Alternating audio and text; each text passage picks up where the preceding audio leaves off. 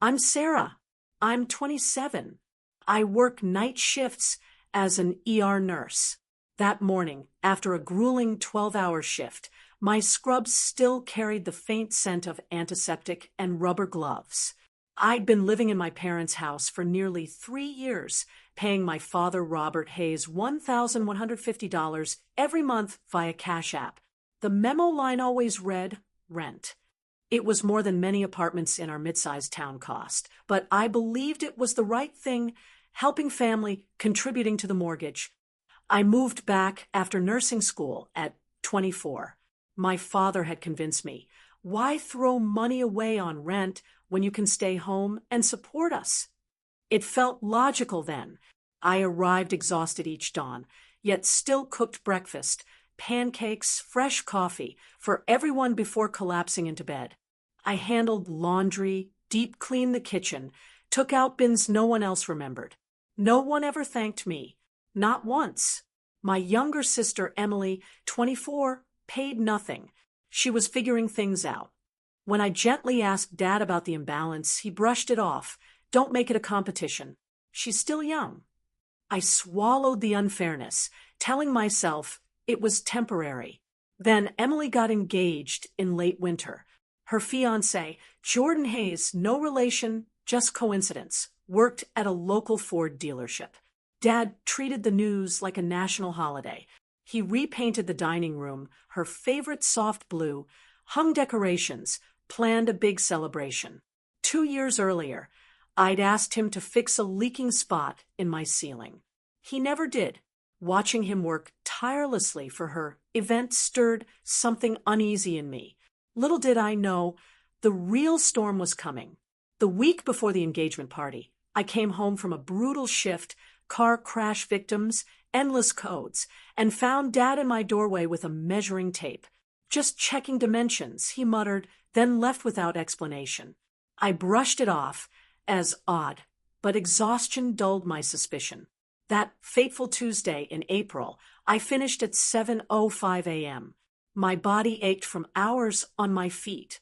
Turning onto our quiet street, I spotted the chaos first, my belongings strewn across the front yard.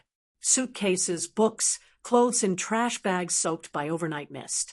My nursing textbooks lay open, pages curling. My key wouldn't turn in the lock, new, gleaming deadbolt. My phone vibrated.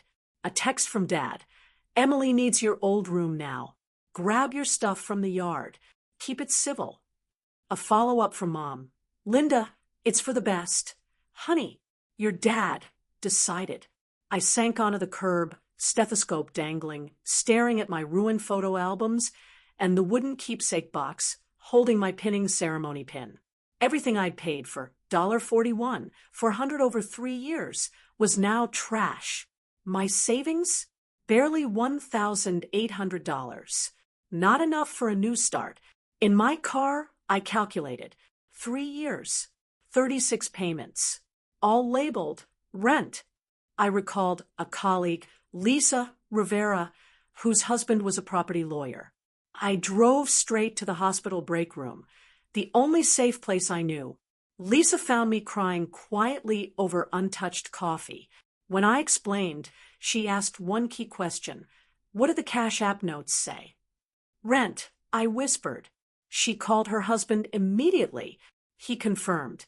This was an illegal self-help eviction. Family or not, the law saw me as a tenant. That night, staying at Lisa's guest room, I downloaded every Cash App transaction. 36 screenshots. Every one time-stamped. Every memo screaming rent. I kept Dad's texts too. The lockout message, the old rent due reminders. I called Dad. Once more, hoping for reason. Dad, I've paid rent for years. I just need fair notice. His reply was cold. That was family help, not rent. Emily's engaged. Move on. You're grown. He hung up. The family grapevine activated fast. Texts poured in. Aunt Karen saying I was overreacting, Uncle Tom claiming I was jealous of Emily's happiness. No one asked my version. Dad had spun the tale. I was ungrateful, difficult, spoiled. The The narrative painted me as the villain before I could speak. Wednesday, I returned for the rest of my things. Dad had piled boxes on the sidewalk for all to see. Neighbor Mrs. Ellis watched from her porch as he announced, loudly, "She's moving out on her own. Young people want independence." I loaded silently, noting her concerned glance. Witnesses matter. Back at Lisa's, her husband outlined 3 steps. 1. File for unlawful eviction. State law requires 30 days written notice. 2. Small claims for part of the rent paid, capped at $10,000 here. 3. IRS whistleblower tip. Unreported rental income could trigger serious trouble. I hesitated over the IRS option. It felt nuclear. But then I remembered my soaked graduation photos, the new lock shining like betrayal. I started printing, notarizing, building the file. Quietly, methodically. Thursday, I spoke with Grandma Evelyn. She'd heard Dad's side first, me being selfish, but she listened fully. He pulled something similar on his cousin years ago over inherited property. She revealed. Changed locks, spread stories. The cousin never fought back and lost everything. She paused. "Your mom knows this is wrong, Sarah. She's just scared to rock the boat." Knowing Mom had stayed silent while Dad evicted me cut deepest. Emily's engagement party happened Saturday. I wasn't invited, but a cousin accidentally forwarded the group text. I stayed away. Later, Instagram stories showed Dad toasting. Family sticks together. This home is always Emily's safe place. The camera panned to my former room. Fresh paint, new bedding, Jordan's gaming setup already in place. He'd never called any space mine safe. Sunday, my cousin texted apologies. At the party, Dad claimed I'd stormed off because I couldn't celebrate Emily. Relatives nodded along. No one questioned it. Monday, after a long shift, I sat with my evidence folder. Lisa sat beside me in silence while I finalized my decision. This wasn't vengeance. It was accountability. I showered, dressed in fresh scrubs, and drove to the courthouse. The clerk reviewed my documents carefully. "You've got quite the paper trail," she said with quiet approval. I filed all 3. Eviction complaint, small claims, IRS Form 3949, a referral. My signature was steady, no shaking. 4 days later, while I worked nights, the sheriff arrived at Dad's house mid-morning. He was in the yard, still clearing party chairs. The deputy handed him the stack, unlawful eviction suit, small claims summons for $10,000, IRS notice. According to family whispers, Dad's face drained. He sank onto the steps, papers trembling in his hands. Relatives watched in stunned silence as reality hit. My phone exploded. Uncle Tom demanded, "What have you done?" Aunt Karen called Mom in tears. Mom called me sobbing, "Please drop this. He's your father." Emily accused me of jealousy ruining her life. Dad called last, voice low and strained. "You dragged the IRS into family matters?" I replied calmly, "You dragged my life onto the lawn." I recorded it, one-party consent state. His admission, that was just between us, not income. More evidence. 3 weeks later, small claims court. The room was plain, smelling of wax and old files. Dad sat alone, no attorney. Mom clutched her bag. Emily glared. Grandma Evelyn appeared uninvited in the back. I presented my case quietly. 36 Cash App records, texts, timeline. Judge listened, then asked Dad. "You called it rent in messages and transfers. Why deny it now?" He faltered. The judge ruled for me, $10,000 plus penalties for the lockout. This became legal when locks were changed without notice.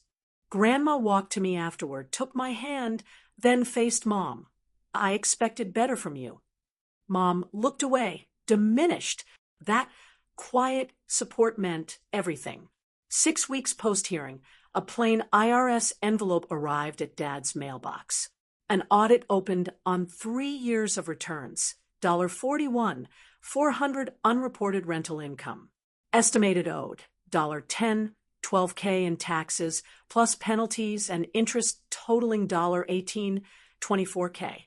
Dad hired a CPA, another few thousand gone. He asked relatives for loans. They declined. The man who'd refused a $30 ceiling repair now faced mounting bills. Neighborhood gossip spread. Mrs. Ellis shared what she'd seen. Soon the block knew. The tough-love dad had illegally evicted his paying daughter.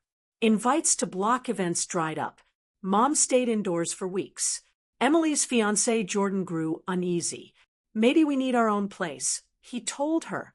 The wedding was delayed, not over money, but drama. Emily blamed Dad. I didn't gloat. I focused on moving forward. The $10,000 check arrived. I used it for a modest one-bedroom apartment near the hospital, $875/month. Real lease, my name only, less than I'd paid Dad. Lisa helped move. We set up shelves, hung thrifted curtains. Grandma brought an old ceramic lamp from her first solo apartment in the 70s. For light in your own space, she said. That first night, I ate simple pasta at my table under warm lamplight. The silence felt earned, not isolation, but peace. Dad called one evening. His tone had lost its edge. The IRS wants over $20,000. He said flatly, I didn't expect this. I replied, I didn't expect my things on the lawn while I worked. Silence stretched. I was prioritizing Emily, he admitted. I see that now. I told him gently, I hope you sort it out, but I'm not returning. He didn't argue, just said, okay, and ended the call. The simplest, most honest exchange we'd had in years. Looking back, I regret believing endless giving would earn love. I regret invisible labor, breakfasts, chores, payments, treated as duty, not contribution. Most of all, I regret the old me who thought silence bought belonging. Dad isn't evil, just a man who mistook authority for care, obedience for loyalty. When challenged with facts and law, his structure cracked. To anyone in a similar spot, document everything. No tenant rights. Family boundaries aren't disloyalty, they're self-respect. Your kindness shouldn't fund someone else's comfort at your expense.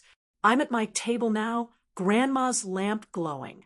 The door locks from inside, with my key. This space is mine. Paid with my work, my choices. If this resonates, tell me courthouse or peace. Como bilo? Share if it helps someone. More real stories in the links. See you next time.